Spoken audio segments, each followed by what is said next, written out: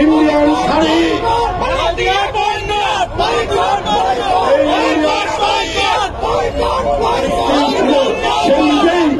সেই নিজেই এই শাড়ি দিয়েছে। এটা আজকে আপনাদের সামনে শুনে ফেললাম।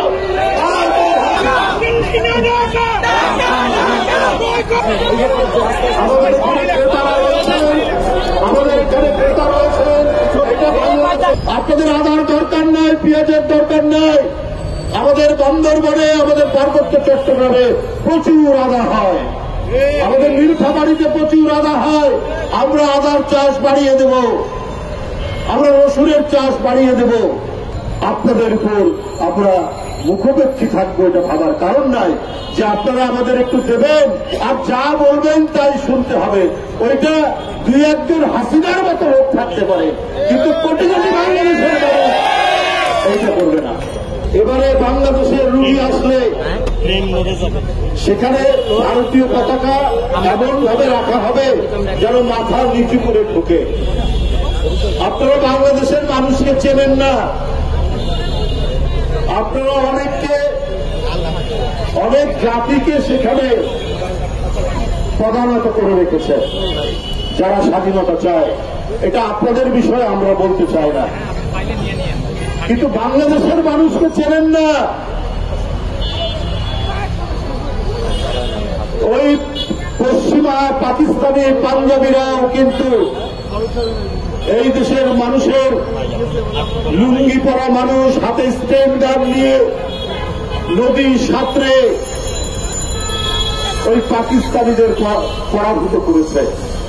নদী নালার দেশ, খাল বিলের দেশ, বন্যার দেশ, আমরা কি করে ওই খাল বিল থেকে প্রতিরোধ করতে হয় সেটা আমরা জানি। কিসের এত অহংকার আপনাদের? কেন আপনারা প্রধানত করে রাখতে চান? বলেন আমরা পেঁয়াজ না দিলে ওরা খেতে পারবে না, আমাদের আদা না গেলে আমাদের খেতে পারবে না। আমরা আপনাদের আদার দরকার নাই, পেঁয়াজের দরকার নাই। আমাদের বন্দরবনে, আমাদের পার্বত্য চট্টগ্রামে প্রচুর আদা হয়, আমাদের নীলফামারীতে প্রচুর আদা হয়। আমরা আদার চাষ বাড়িয়ে দেব, আমরা রসুনের চাষ বাড়িয়ে দেব। আপনাদের উপর আমরা মুখোপেক্ষী থাকবো, এটা ভাবার কারণ নাই যে আপনারা আমাদের একটু দেবেন আর যা বলবেন তাই শুনতে হবে। ওইটা দুই একজন হাসিনার মতো লোক থাকতে পারে, কিন্তু কোটি কোটি বাংলাদেশের মানুষ এইটা করবে না। তবে আমি আমার দেশের মানুষকে বলবো, ওরা যে বাংলাদেশের মর্যাদাকে লুণ্ঠিত করার চেষ্টা করেছে, ওরা যে বাংলাদেশের পতাকা পুড়িয়েছে, আমাদের মর্যাদা হানি করার চেষ্টা করেছে, আমরা ভারতের পতাকাকে লাঞ্ছিত করব না। আমরা আরেকটি স্বাধীন দেশের মর্যাদাকে আমরা ছোট করব না। আমরা প্রত্যেক জাতির যে স্বাধীনতা, সার্বভৌমত্ব, সেটিকে আমরা সম্মান করব। আমরা ওদের মতো এরকম ছোট লোকটি করব না। গতকাল সমস্ত রাজনৈতিক দল নিয়ে প্রধান উপদেষ্টা বসেছিলেন, বৈঠক করেছেন। আমরা জাতির সংকটকালে এইভাবেই আমরা ঐক্যবদ্ধ হব, এইভাবেই আমরা আগ্রাসন ঠেকাব।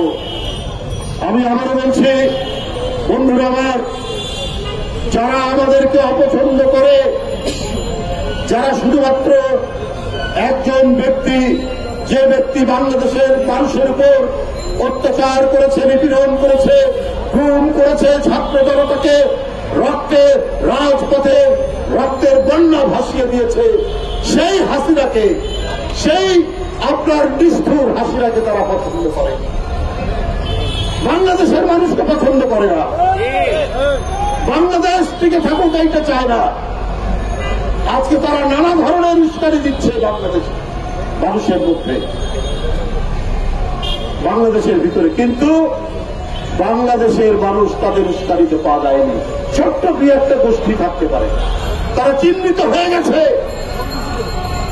তারা বাংলাদেশের মানুষের কাছে উন্মোচিত হয়ে গেছে।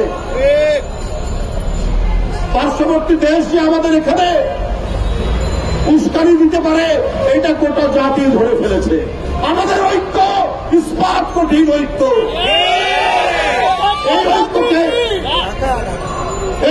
কেউ ভাঙতে পারবে না।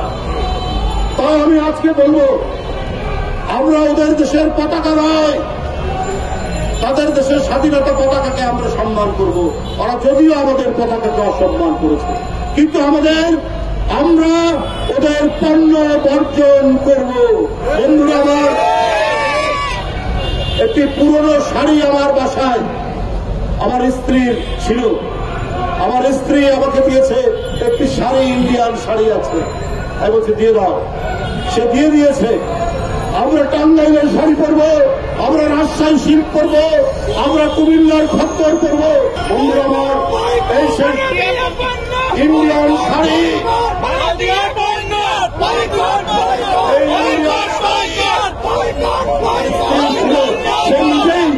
সেই নিজেই এই শাড়ি দিয়েছে। এটা আজকে আপনাদের সামনে ছুঁড়ে ফেললাম। আর